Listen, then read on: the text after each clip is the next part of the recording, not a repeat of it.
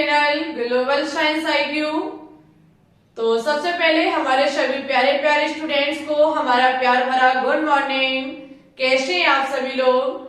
तो आज हम आपके लिए ऑर्गेनिक केमिस्ट्री का लेक्चर नंबर 9 लेकर के आए हुए हैं, जिसमें एरोमेटिक यौगिकों से संबंधित IUPAC नामकरण सॉल्व करवाएंगे। ठीक है, ये टॉपिक आपके सभी CP net, RUHS, BHU, nursing, pharmacy, paramedical and class 11-12 के लिए बहुत ही कीमती टॉपिक है। आपको पता है, इससे पहले हम नॉर्मल, साथ ही साथ क्रियात्मक समूह, डबल बॉन्ड, ट्रिपल बॉन्ड और चक्रीय यौगिकों से संबंधित IUPAC नामकरण आपको सिखा चुके हैं। आज बारी है एरोमेटिक यौगिकों की। ऐसे एग्जाम में क्वेश्चंस बनते हैं और जब आप क्या काम करते हैं, रिएक्शन साइड पढ़ते हैं, तब ये बहुत ज्यादा आपको परेशान करते हैं। तो आज आपकी सारी समस्या का समाधान किया जाएगा। और अगर आपने अभी तक एरोमेटिक यौगिकों से संबंधित IUPAC नामकरण कभी नहीं पढ़ा होगा या पढ़ा तो है बट समझ में नहीं आया, तो मैं गारंटी लेती हूँ कि आज आप 100% सीख के जाएंगे। इट्स ओके, बस छोटा सा काम करना है, कॉपी पेन को उठा लेना है। जैसे जैसे हम चीजों को यहाँ समझाते चले, मेरे साथ कॉपी में नोट डाउन करते रहना। इट्स ओके, चलिए ज्यादा समय नहीं लेंगे, डायरेक्ट अपने टॉपिक में बात करेंगे। डियर स्टूडेंट्स, जब हमने क्लासिफिकेशन ऑफ ऑर्गेनिक कंपाउंड्स कराया था, तो हमने वहां आपको छोटी सी जानकारी दी थी एरोमेटिक यौगिकों के बारे में। जहां अगर हम बात करें कि एरोमेटिक यौगिक क्या होते हैं, तो एरोमेटिक यौगिक ऐसे चक्रीय यौगिक होते हैं जिनमें एक या एक से अधिक बेंजीन वलय उपस्थित होती है। ठीक है, अब बात है कि बेंजीन वलय क्या होती है। अगर हम बात करें कि बेंजीन वलय क्या है, तो आपको पता है कि बेंजीन वलय 6 कार्बन और 6 हाइड्रोजन का एक हाइड्रोकार्बन यौगिक है। 6 कार्बन और 6 हाइड्रोजन का एक हाइड्रोकार्बन यौगिक है। अगर इसकी संरचना की बात करें तो इसकी संरचना कुछ इस प्रकार से होती है। इसकी संरचना कुछ इस प्रकार से होती है। डियर स्टूडेंट्स, हम ऐसे भी दर्शा सकते हैं और हम इसको ऐसे भी दर्शा सकते हैं, जहां पे कहा जाता है कि बेंजीन वलय में 2 आवद्ध और एकल बंध एक एकांतर क्रम में व्यवस्थित होते। कहने का मतलब है एक डबल बॉन्ड, एक सिंगल बॉन्ड, एक डबल बॉन्ड, एक सिंगल बॉन्ड और फिर एक डबल बॉन्ड। ये होती है आपकी बेंजीन वलय। बट इसका ये छोटा सा शॉर्ट रूप कह सकते हैं, क्योंकि बीच में गोला कर देते तो आसान हो जाता है। यहाँ कभी बाई चांस ध्यान भूल जाए तो गड़बड़ भी हो सकता है, इसलिए ये चीज भी आप याद रखिएगा कि बेंजीन वलय में डबल बॉन्ड और सिंगल बॉन्ड जो होते हैं वो एकांतर क्रम में व्यवस्थित होते हैं, मींस एक छोड़ के एक। इट्स ओके, ये है आपकी बेंजीन वलय। देखो डियर स्टूडेंट्स, एक बात का विशेष ध्यान रखना, कुछ रूल हम आपको कहीं एक बार बता चुके, तो वो चीज हम बार बार नहीं बताएंगे। जैसे कि नाम लिखने का तरीका हम आपको कहीं एक बार बता चुके। सबसे पहले लिखा जाता है फर्स्ट डिग्री पूर्व लगन का नाम, फिर फर्स्ट डिग्री, फिर सेकंड डिग्री पूर्व लगन का नाम, फिर शब्द मूल, फिर आपका होता है अनुलगन, फर्स्ट डिग्री अनुलगन, फिर सेकंड डिग्री अनुलगन। तो ये चीज हम बार बार नहीं बताएंगे। ठीक है, रूल वही होगा लिखने का। हमने आपको बताया अंकन करने का तरीका। अंकन उधर साइड से किया जाता है जिधर साइड से क्रियात्मक समूह नजदीक पड़ता हो। फिर डबल बॉन्ड, ट्रिपल बॉन्ड को देखते हैं, कोई नहीं है तो प्रतिस्थापी समूह को देखते हैं। वहीं पे जब हमने साइक्लो वाले आपको कराए थे, तब मैंने बोला था कि अगर किसी भी रिंग से डायरेक्ट कोई क्रियात्मक समूह जुड़ा है तो क्रियात्मक समूह के कार्बन को फर्स्ट कार्बन नहीं माना जाएगा, वो रहेगा तो क्रियात्मक समूह ही, बट उसका स्पेशल नाम लिखा जाएगा। ऐसी जानकारी हमने आपको चक्रीय यौगिकों में दे रखी है। तो ये चीजें सारी आपके दिमाग में होनी चाहिए, बिल्कुल एकदम परफेक्ट तरीके से आपको चीजें क्लियर होनी चाहिए। जब तक क्लियर पता नहीं है तब तक ये टॉपिक आपके सर के कहीं एक फुट ऊपर से निकलेगा। ठीक है, तो हम अब बात करेंगे एरोमेटिक यौगिकों का जब IUPAC नामकरण करते हैं तो क्या रूल रहता है? रूल तो वही है सब कुछ, बट कुछ अलग से जो रूल है उनको सबसे पहले हम डिफाइन करेंगे, फिर आपको एग्जांपल दिखाएंगे। It's okay. तो चलिए सबसे पहले हम देखेंगे फर्स्ट रूल को। फर्स्ट रूल पे जाने से पहले अभी मैंने थोड़ी देर पहले आपसे बोला था कुछ चक्रीय यौगिकों से संबंधित, जहां पे मैंने कहा था कि अगर कोई भी हमारा चक्रीय यौगिक है, अगर कोई भी चक्रीय यौगिक से कोई डायरेक्ट क्रियात्मक समूह कनेक्ट है, वो भी क्रियात्मक समूह आपका कार्बन वाला क्रियात्मक समूह होना चाहिए। अगर वो डायरेक्ट कनेक्ट है तो इस कार्बन को फर्स्ट कार्बन नहीं माना जाएगा।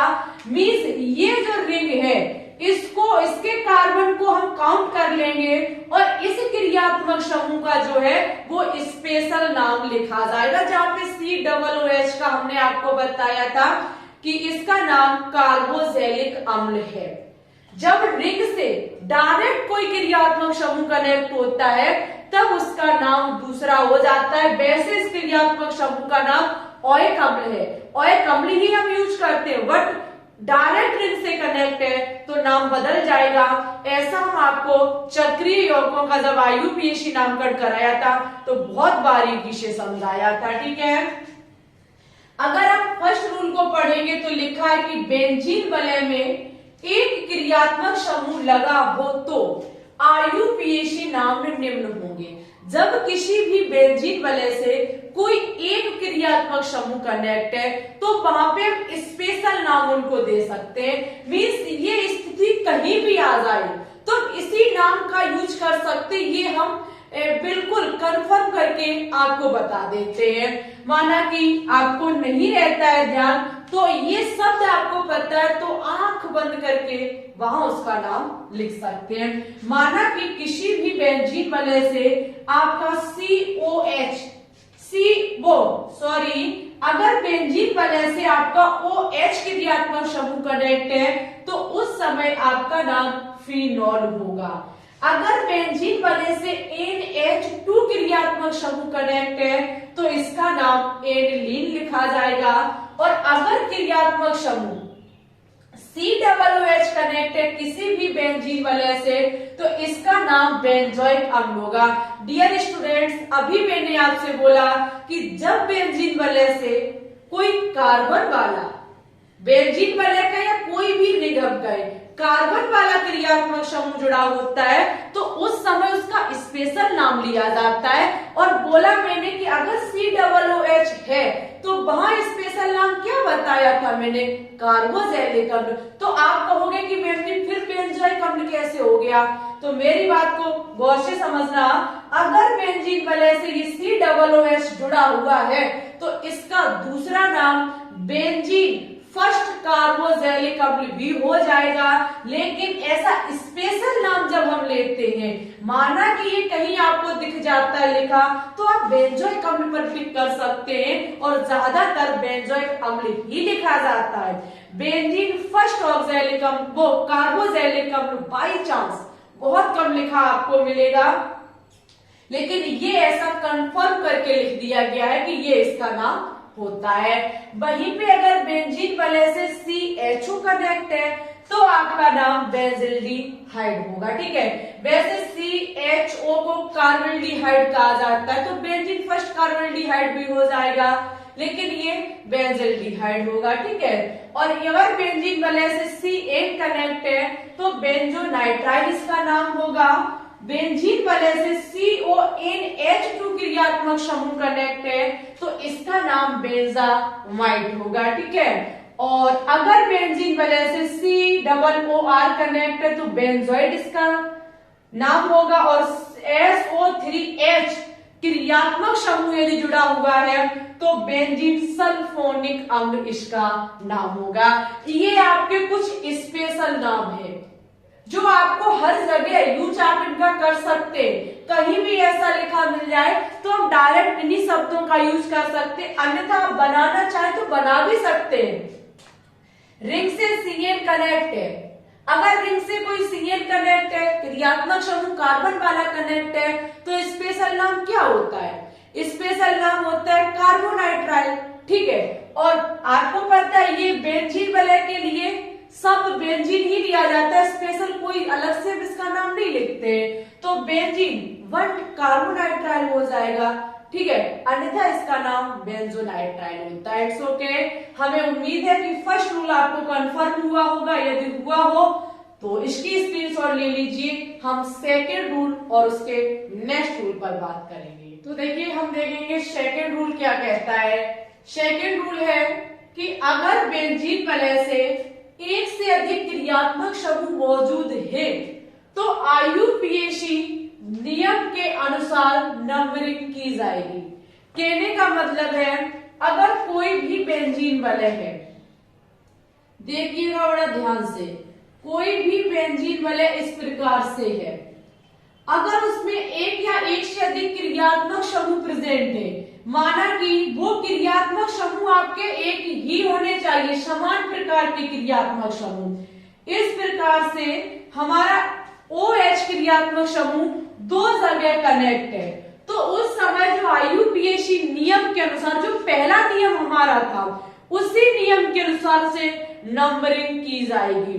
कहने का मतलब है कि हम जब इसका नाम लिखना स्टार्ट करेंगे तो नंबरिंग मुझे पहले करनी होगी। नंबरिंग किधर साइड से करेंगे, जिधर साइड से क्रियात्मक समूह नजदीक पड़ता होगा। तो चाहे हम यहां से करें चाहे यहां से करें, बात एक ही है। तो माना कि ये फर्स्ट कार्बन, ये सेकंड, ये थर्ड, ये फोर्थ, ये फिफ्थ और ये आपका 6 कार्बन हो जाएगा, ठीक है। अगर यहाँ पे एक OH समूह होता तो डायरेक्ट हम फिनोल को लिख सकते थे, लेकिन दो OH कनेक्ट होने के कारण हमें क्या काम करना होगा, इसका नाम लिखना होगा। यहाँ आप देखेंगे कोई प्रतिस्थापी समूह नहीं है, साइक्लो शब्द लिया नहीं जाएगा क्योंकि बेंजीन वलय है यहाँ पर। उसके बाद वर्ड रूट जो इसका होता है बेंजीन, जब ये बेंजीन वलय होती है इसके लिए वर्ड रूट बेंजीन ही यूज किया जाता है, ठीक है। तो आपका बेंजीन हो जाएगा। उसके बाद OH क्रियात्मक समूह, OH क्रियात्मक समूह दो जगह है, एक तो हमारा फर्स्ट पर है, एक हमारा सेकंड पर है। दो पर होने पर डाईऑल लिखा जाएगा, ठीक है।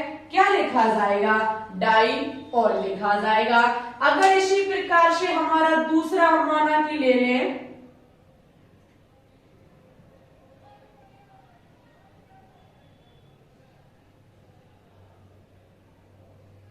इस प्रकार से यदि आपका COOH कनेक्ट हो तब हम इसका नाम कैसे लिखेंगे। तो सबसे पहले एक बार होता तो हम बेंजोइक अम्ल लिख भी देते, लेकिन दो जगह हमारा COOH क्रियात्मक समूह कनेक्ट है, तो हम नंबरिंग करेंगे first, second, third, fourth, fifth और ये आपका हो जाएगा 6। तो क्रियात्मक समूह से पहले हम क्या नाम लिखेंगे, वर्ड रूट जो कि आपका बेंजीन होगा, बेंजीन। और क्रियात्मक समूह कौन सा है, COOH। COOH के लिए लिखा जाता है ओइक अम्ल। अभी मैंने कहा जब वो COOH डायरेक्ट रिंग से कनेक्ट होता है तो स्पेशल नाम लिखा जाता है कार्बोजेलिक अम्ल। यानी कि आपका फर्स्ट पर और आपका फोर्थ पर कौन सा क्रियात्मक समूह है, कार्बोजेलिक क्रियात्मक समूह, कार्बोजेलिक क्रियात्मक समूह। आप कहेंगे कि मैम जी यहाँ क्यों नहीं स्पेशल नाम लिया, तो हम आपको बता दें जब रिंग से कार्बन वाला, ये कार्बन वाला क्रियात्मक समूह है, कार्बन वाला क्रियात्मक समूह कनेक्ट होता है तभी हम उसका स्पेशल नाम लिखते हैं, ठीक है। चलिए हम थर्ड नंबर रूल पे बात करेंगे कि तीसरा रूल हमारा क्या कहता है। तीसरा रूल हमारा कहता है कि बेंजीन वलय में एथिल मेथिल को छोड़ करके अगर कोई और चेन जुड़ी है तो चेन को ही मुख्य पार्ट माना जाएगा, तब बेंजीन वलय प्रतिस्थापी समूह होगी। ये बात हम पहले भी आपसे कह चुके, चिल्ला चिल्ला के कहीं एक बार आपसे हम कह चुके हैं कि अगर किसी भी बेंजीन वलय, अगर किसी भी रिंग से कोई चेन जुड़ी हुई है तो चेन को ही वरीयता दी जाती है, रिंग को नहीं दी जाती है, ठीक है। ये चीज हम आपको पहले भी बता चुके, लेकिन एथिल मैथिल को छोड़ करके।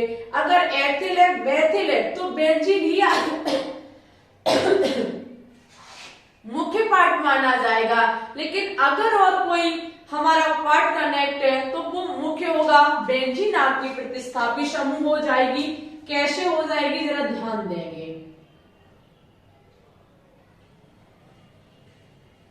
इस प्रकार से बेंजीन वलय है। माना कि यहाँ पे CH3 कनेक्ट है, मैथिल कनेक्ट है, तो ये हमारा प्रतिस्थापी समूह होगा। इसका जो नाम होगा वो होगा आपका first, second, third, fourth, fifth और सिक्स्थ।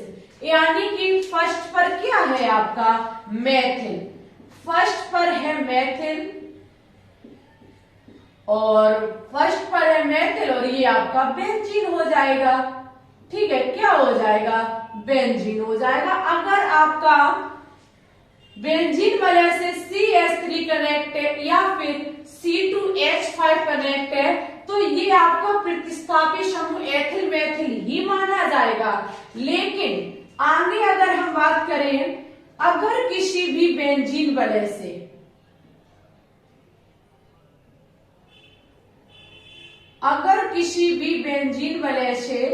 इस प्रकार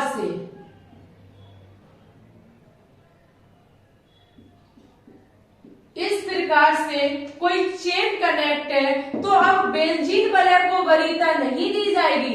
वरीयता किसको दी जाएगी, इस चेन को दी जाएगी। क्यों दी जाएगी, क्योंकि इसमें डबल बॉन्ड प्रेजेंट है और डबल बॉन्ड को वरीयता हमेशा दी जाती है। क्रियात्मक समूह को वरीयता हमेशा दी जाती है। हाँ, अगर ना होता ये तो हम एक बार बेंजीन वलय पर विचार कर भी सकते थे। ठीक है, तो हम इसका अंकन करेंगे इधर साइड से, क्योंकि इधर साइड से करेंगे तो ये अब मेरा प्रतिस्थापी समूह हो गया, ये एक ब्रांच हो गई, तो ब्रांच नजदीक इधर साइड से पड़ेगी तो ये फर्स्ट कार्बन हो जाएगा। यानी कि फर्स्ट पर हमारी बेंजीन वलय प्रेजेंट है। डियर स्टूडेंट्स, जब बेंजीन वलय प्रतिस्थापी समूह का काम करती है तो इसका नाम फेनिल होता है। क्या होता है, फेनिल होता है। तो ये आपका हो जाएगा फर्स्ट फेनिल। फर्स्ट कार्बन पर फेनिल प्रतिस्थापी समूह कनेक्ट है और उसके बाद आपका 2 के लिए होता है एथ और फर्स्ट पर है डबल बॉन्ड तो फर्स्ट इन हो जाएगा। ठीक है, ये होगा इसका IUPAC नामकरण। समझे मेरी बात को। अगर किसी भी रिंग से कोई भी एथिल मैथिल को छोड़ करके चेन प्रेजेंट है तो उस चेन को मुख्य माना जाएगा। ये जो होगी बेंजीन वलय, ये आपकी प्रतिस्थापी समूह का काम करेगी और ये जब प्रतिस्थापी समूह का काम करेगी तो इसका नाम जो है वो फेनिल हो जाएगा। It's okay. ये आपके कुछ मुख्य रूल थे जो कि आपके एरोमेटिक यौगिकों से संबंधित थे।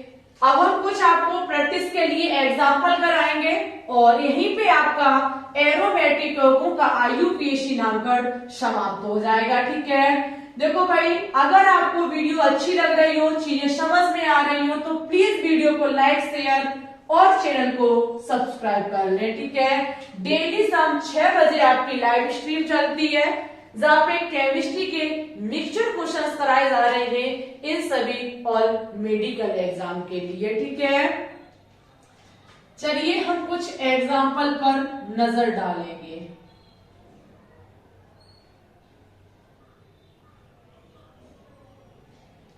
जब हम एग्जाम्पल को देखेंगे, माना कि ये है बेंजीन वलय,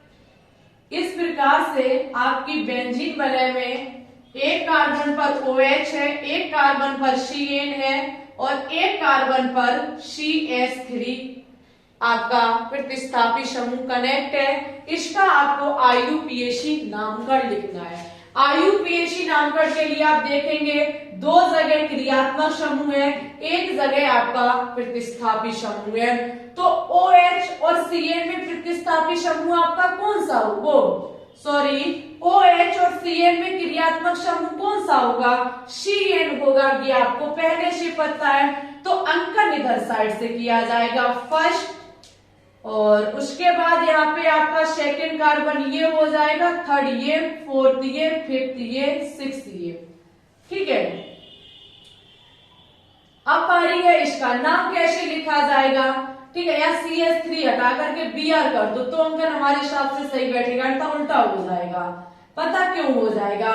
क्योंकि ब्रोमो की B होती है, हाइड्रोक्सी में H होती है, तो B पहले पड़ती है, तो अंकन भी उधर साइड से किया जाएगा। वर्ड के हिसाब से भी कर सकते हैं हम कि अक्षर कौन सा नजदीक पड़ता है। नाम भी सबसे पहले किसका लिखा जाएगा? ब्रोमो का लिखा जाएगा, हाइड्रोक्सी का बाद में लिखा जाएगा। जब हम इसका नाम लिखना प्रारंभ करेंगे तो सबसे पहले हम किसका नाम लिखेंगे? प्रतिस्थापी समूह का नाम लिखेंगे, तो आपका 3 ब्रोमो हो जाएगा।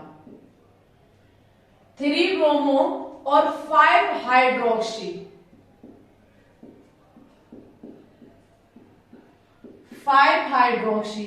अब बारी है बेंजीन वलय की CN क्रियात्मक समूह। अच्छा, इसका नाम हम लिख चुके, इसका नाम हम लिख चुके। जब हम इन दोनों को हटा देंगे तो बेंजीन वलय से क्या कनेक्ट है? CN। और अभी मैंने आपसे कहा था जब बेंजीन वलय से CN कनेक्ट होती है तो नाम क्या लिखा जाता है? जब बेंजीन वलय से CN कनेक्ट होती है तो इसका नाम बेंजोन नाइट्राइल लिखा जाता है। ठीक है, क्या लिखा जाता है? बेंजोन नाइट्राइल लिखा जाता है। तो यहाँ पर 3 ब्रोमो 5 हाइड्रोक्सी बेंजोन नाइट्राइल बेंजोन नाइट्राइल इसका नाम हो जाएगा। तभी तो हमने आपको स्पेशल नाम कुछ लिखाए थे। चलिए सेकंड पर हम गौर करेंगे। देखना, माना कि ये रही आपकी बेंजीन वलय, जिसमें है क्या? इस प्रकार से CHCl कनेक्ट है। बारी है किसका? IUPAC नामकरण कैसे लिखा जाएगा?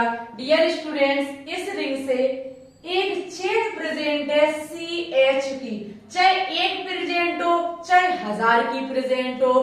जब एक कोई भी चेन इससे कनेक्ट होगी तो उस चेन को ही मुख्य पार्ट माना जाएगा, और ये रिंग जो होगी वो आपकी प्रतिस्थापी समूह हो जाएगी। यहाँ पे CHCl कनेक्ट है, Cl तो आपका प्रतिस्थापी समूह हो जाएगा। ये जो आपकी हो जाएगी वो क्या होगी? ये भी आपका प्रतिस्थापी समूह हो जाएगा। नाम लिखेंगे, फर्स्ट पर है क्लोरो, फर्स्ट पर है क्लोरो, और फर्स्ट पर ही है आपका फेनिल, क्योंकि अब बेंजीन ना रह करके ये फेनिल हो गया। ठीक है, और एक कार्बन के लिए मैथ होता है, कहीं डबल बॉन्ड नहीं है, तो आपका हो जाएगा मेथेन। ये IUPAC नामकरण बहुत गजब IUPAC नामकरण, ओनली ऑन एक CH। अगर ये क्रियात्मक समूह यहाँ होता तो ये रिंग ही हमारी मुख्य पार्ट थी, लेकिन CH होने की वजह से और CH से प्रतिस्थापी समूह कनेक्ट होने की वजह से हमें इसको ही मुख्य चेन माननी पड़ी। जब हम इसको मुख्य चेन मानेंगे तो ये इसका IUPAC नामकरण हो जाएगा। ठीक है, चलिए जरा एक एग्जांपल और देखेंगे। समझने की बात है डियर स्टूडेंट्स, आपको बहुत ज्यादा दिमाग लगाना पड़ेगा तभी चीजें अच्छे से समझ में आएंगी। माना कि नेक्स्ट एग्जांपल है आपका,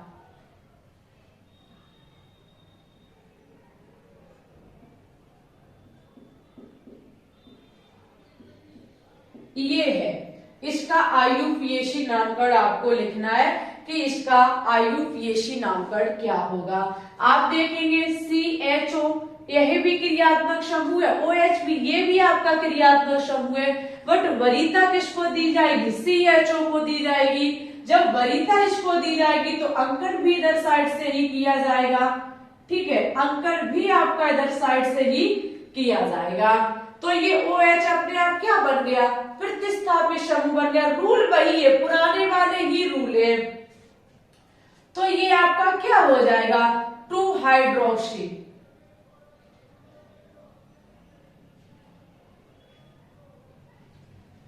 2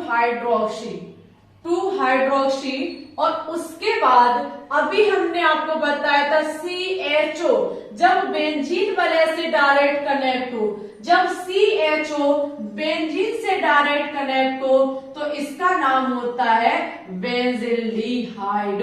क्या होता है? बेंजिल्डिहाइड।